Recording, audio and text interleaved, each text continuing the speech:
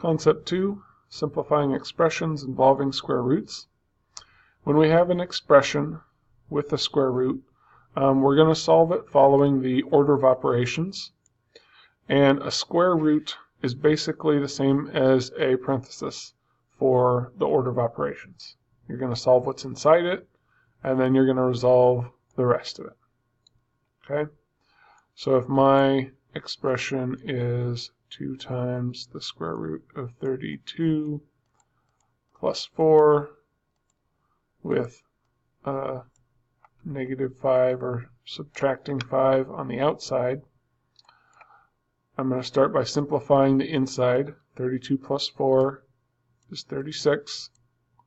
So I have 2 square roots of 36 minus 5. The square root of 36 is 6.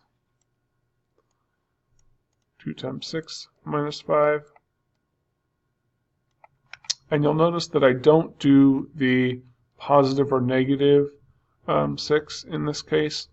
When we are resolving them in an expression, we are assuming that if it's a positive square root, so there's not a negative on the outside, that I'm going to have a positive root come out of that.